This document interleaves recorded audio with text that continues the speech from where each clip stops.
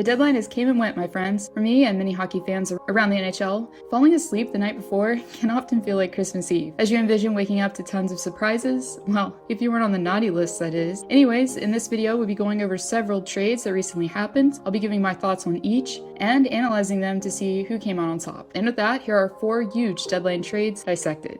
Going into the deadline, Ron Hextall likely knew that he had the pressing need of secondary scoring to address. With Jason Zucker on the LTIR and Kasper Kapanen struggling for most of the season, Hextall decided to make a move in order to help secure some scoring outside of just the first line. Interestingly, for Hextall, who made his biggest move much later than most GMs of contenders, came out on the winning side of the waiting game. As we saw previously, names like Ben Sherratt and Hampus Lindholm went for rather hefty prices. No player's trade value is exactly the same, but seeing what Hextall gave up for the forward makes this a deal that Penguins fans, myself included, can be happy about. Coming from Anaheim, Raquel, who has had 2 30-goal seasons thus far, has been the Ducks' leading goal scorer cumulatively since the 2014-15 season, and shows great promise offensively. Looking at a statistical workup, Raquel will be best utilized beside a playmaking center that can get him the puck, aka Evgeny Malkin. Raquel is also versatile, therefore can slot in at either side for Mike Sullivan. The return, in my opinion, was fair, although Zach Aston Reese was a very defensive first forward for Pittsburgh that I really liked.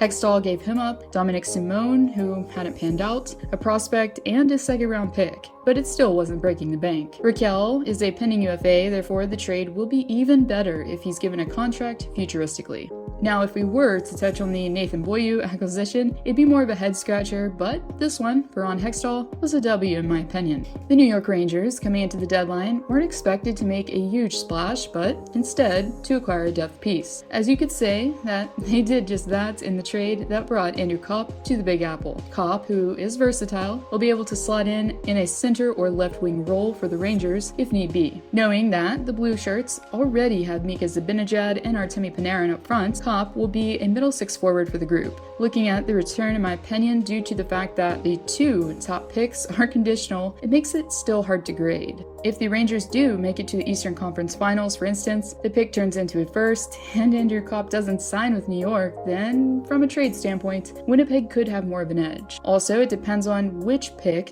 Winnipeg's GM decides to go with, a pick for this year or the next. 2023 is supposed to have more talent to offer from the draft, so we'll have to wait and see. Aside from a 5th round pick, the Jets also received Morgan Barron, who could have potential but has spent most of the past couple of seasons with the Rangers affiliate. This trade was one of the last to trickle through due to the third party involved. The main piece involved in the deal was Max Domi from the Columbus Blue Jackets. After losing favor with the head coach of CBJ and floating around in the lineup, it was expected that the pending UFA would be dealt by the deadline. Without getting into the schematics for a moment, I'm just wondering if the Carolina Hurricanes might be the right fit for Domi after all. Thinking on it, they've managed to be a hub almost for players who were considered misfits. First, Dougie Hamilton settled in nicely after struggling to bond with teammates previously. Tony DeAngelo, the poster child for being a locker room cancer, has fit in nicely as well. Domi, in the past, has had a pattern of falling out of favor with his coaches. We saw it in Montreal and now with Columbus. Therefore, the ultimate question will be, can he acclimate under Rod the Bod system?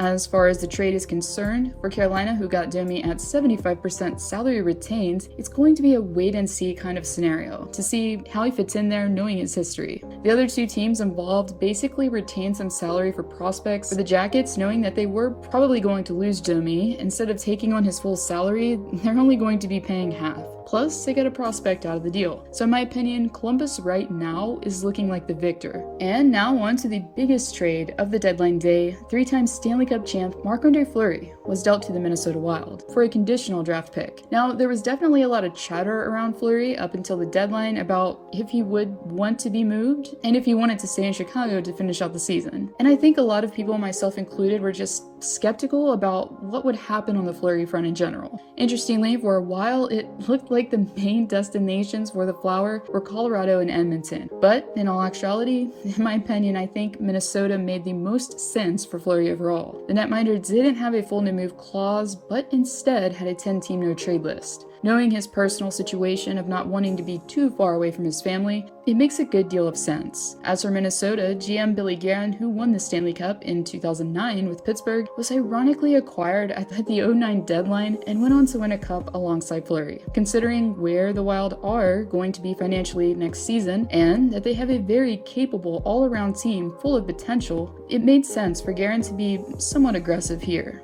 Aside from Flurry and Nicolas Deslauriers, they also picked up another important piece this week that we'll talk about next. The return is obviously going to be dictated on how the Wild and Flurry himself both perform this postseason. In order to make the available space needed for Marc-Andre Fleury, the Wild had to do some juggling. And the expendable piece, in Billy Guerin's eyes, was young goalie Kaapo Kähkönen. The 25-year-old netminder, who is a pending RFA, began to display some inconsistencies at the worst possible time. If you look at it statistically within his last 2 months of play and appearing in 12 contests, the netminder had the 8th worst save percentage and goals against average league-wide. Therefore, Guerin made the ultimate decision to move the goaltender in result. Something I thought of noting, this is the second goaltender in a row that Minnesota has dealt to San Jose, following the trade sending Devan Dubnyk to the Bay Area. For the Wild, they acquired depth defensively in Jacob Middleton and also a 5th-round pick. And I think it will be interesting to see how the Sharks' goaltending situation unfolds, as they already had James Reimer and Adin Hill in the crease. His overall statistics, however, in this season weren't terrible, as he was sporting a .910 save percentage at the time of his departure from the Twin Cities. As for Jacob Middleton, he could slot in on the second pairing for the Wild and help contribute to their penalty kill.